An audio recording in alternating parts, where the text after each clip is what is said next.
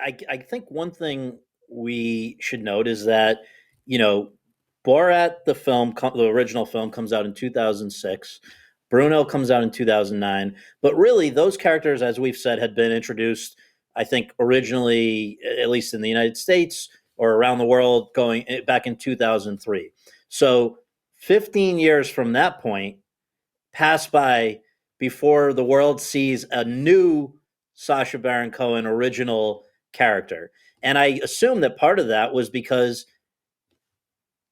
how you're now becoming more well known, people recognize you. How do you get away with that? And so talk about, if you would, how the decision comes along to do this great Showtime, I believe, one off. I don't know if hopefully maybe you'll add on to it, but Who is America, in which you play, I think it was seven characters and all new, and nobody knew it was coming. You always keep a good secret.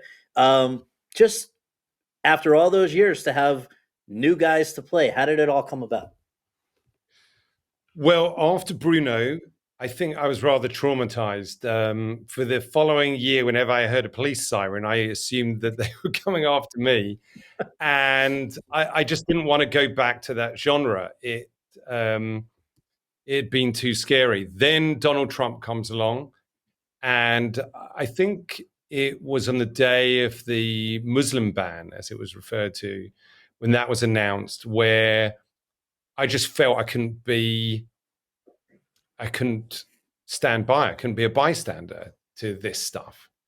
And much as I didn't want to, I would have to go undercover again, not thinking it would make any difference, but I was angry. I was angry that a politician was being racist and using racist policies. That angered me to my core. And there's not much we can do as artists, if I can call myself that, other than do what we've been trained to do. I knew that I could, with the right team around me, create characters that could infiltrate Trump's circle and interview many of the people around him and talk about some of the issues that I thought were dangerous at the time. The increase in racism, the increase in Islamophobia. That's why we created Iran Murad, this Mossad, not Mossad expert. Is why I created a conspiracy theorist interviewer, because I was worried about the effect of conspiracy theories. And also why I created this character, Naira Ndegecello, who was slightly mocking the extreme wokeness as well, but also was a way of bringing out, prejudice as well. When he comes to a town in, I think it was in Utah, and says that he is going to build the world's biggest mega mosque there, and it's an incredible opportunity. And so, yes, so the challenge was, it was almost an acting exercise where myself and a couple of my co-writers said, okay, for the next 10 weeks, every week, we're going to come up with a character, write for him, come up with his costume, design a head for him and a body shape and a way of walking and talking. And then at the end of the week, I'm going to interact with 3 real people and see whether people will believe me and whether the character works. And let's just do it. And we did it for 10 weeks. We did it with 10 characters, and they were men, they were women, it was probably the toughest acting exercise of my life at that point. And eventually we honed in on 6, and we interviewed a bunch of people, from Judge Roy Moore, who's still suing me, to there was a Georgia politician who lost his job. There was Congressman Rohrabacher, who slightly blames his lack of re-election on me. Sheriff Joe Arpaio, who also blames his lack of re-election on me. So we saw that it had some impact, and it was, at the very least, it was something that I and my collaborators felt we had to do. We felt we couldn't be bystanders. And advances in makeup and prosthetics were making that more possible than ever before, right? That's right. I mean, really, we were at the cutting edge of prosthetics, and it was. Um, I spoke to the top makeup people in the world, and I was like, "Is it possible to devise prosthetics that can exist outside in natural daylight, where real people are standing opposite from you, and they don't realize that they're talking to somebody with a fake head on?" And we really were very, very lucky. We had some incredible prosthetics people, who just really advance prosthetics to a completely new level, because they can't jump in the middle of the scene and readjust. So they really should have won awards, I must say. And even in the new Borat movie, the prosthetics for the Trump mask that I wore, that was designed by Mark Coulier, who himself is a double Oscar winner, it's incredible. I mean, the Secret Service didn't realize I was wearing a fake head. So It's I incredible. think they really did something revolutionary.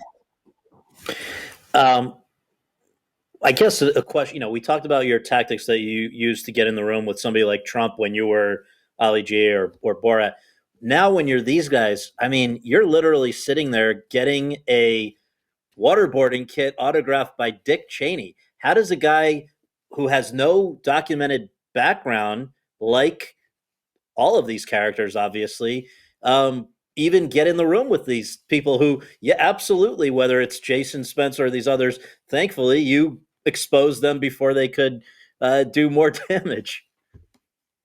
Well, I would say someone like Vice President Cheney. I won't reveal all of our trade Yeah, secrets, yeah, but I realized prior to the meeting with Dick Cheney that the guy's an incredibly intelligent man, whatever you think of his ethics and policies. And so we had a weapons expert at the time in DC where we conducted the interview.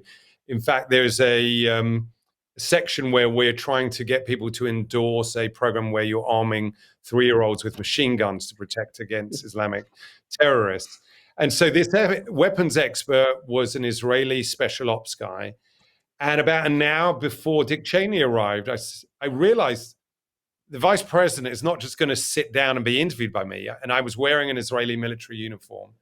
And I said, listen, I go, can you just stand next to me while I'm in makeup now and just tell me your entire military career?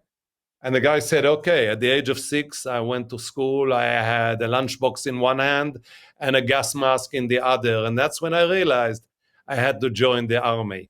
Cut to an hour later, Vice President Cheney comes in the room and he says, hold on, before we roll the cameras, I need to know who this soldier is who's interviewing me. yeah. Sits me down in a corner and it says, soldier, tell me about your military background. I said, when I was 6 years old, I went to school with a lunchbox in one hand. And so, yeah, he quizzed me for half an hour. And luckily, everything that this Israeli soldier told me was correct, and it corroborated with the vice president's knowledge. And he was comfortable enough to sign a waterboard kit at the end of it. Well, I guess last question of this segment I've got to ask you is when you're sitting across from somebody, not Cheney, who's, as you say, pretty savvy, but a real schmuck, like someone who's saying, promoting the idea of what you were referring to a moment ago, Kinder Guardians, a program that would arm certain gifted children. How do you ever? How do you not crack up at some point or break at any point? I mean, SNL people who do this every week are always breaking up. I don't. Maybe you've done it and you guys cut it out, but like, what's your secret? Well, listen, I wouldn't dismiss them as schmucks. I mean, they were in the kindergartens thing. We're talking about congressmen. I mean, Rohrbacher agreed to that proposal. And what's interesting is he's so desperate to support, and I would say, well, I would generalize, those people were so desperate to justify the sale of arms and the arms business that they're ready to come up with any harebrained scheme to increase sales and also to increase the fear of Muslims and other ethnic groups. So, at the beginning, when I first started doing Ali G, I remember the first couple of interviews, there was a guy called Professor Heinz Wolf, and I was asking what the definition, what is infinity? Is it like a million, million, million? And I think I said the word million for about 3 minutes. And I tried not, I think I started laughing. And I wasn't laughing at them. I was laughing at the fact that I was saying the word million for 3 minutes long. I developed, biting my tongue, pinching myself. And ultimately, my best technique was just going deeper into character. And it was something that I advised Maria to do as well. Is if you ever find something funny, just go deeper into the character. The character doesn't find any of this funny. So that was the way I managed it, I think. So with this next clip package, we're going to look at two very different time periods and two very different styles of Sacha Baron Cohen performance. First, from 2006, Talladega Nights, and then what we've just been talking about, Who is America, right after that.